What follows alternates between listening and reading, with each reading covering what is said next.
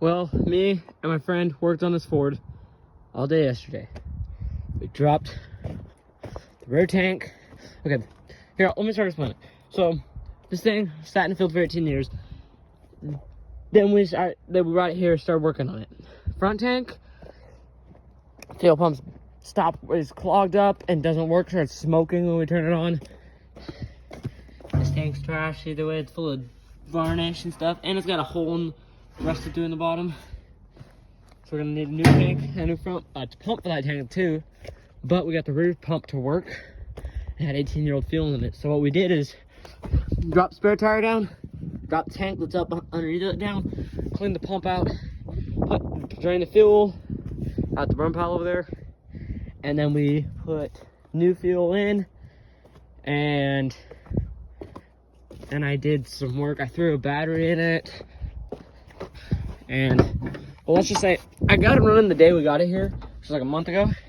But the only way I did that was I disconnected this vacuum line and connected fuel into it, and just, yeah, it's running very rich when it's doing that. And then I did an oil change on it, changed the oil filter. The air filter was already brand new when I got it. I threw this battery that's from 2018 in it, and that was in that Toyota over there. Threw it in there. This thing works good. We drove it last night, and I parked it there over by the house, and then like a couple hours ago I drove over here to load up all the tools from working on it, and this thing is actually running decent.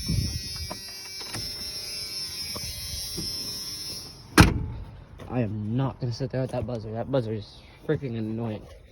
But if you didn't know, Fords have this little, like, I don't know, junction box right here.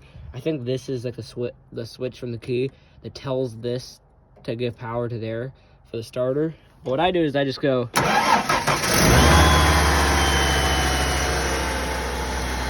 and it starts right up, no gas. Very surprisingly.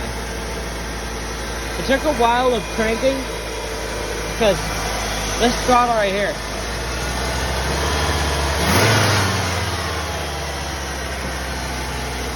so what I did is I sat there cranking right there, pumping the throttle, finally got the fire kinda, and there was 18-year-old fuel in the lines. I kept going and going and going through, trying to get that fuel out. It's running for a second, I'm full throttle, it's like barely idling, and then all of a sudden it starts revving up slowly, and then it gets to there, and then I let off, idles, hit the gas, and it actually has power.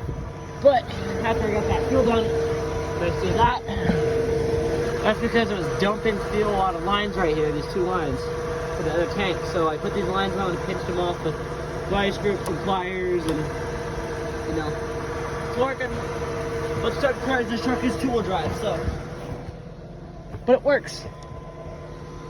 For my friend, I'm getting it going for him, and well, there you go.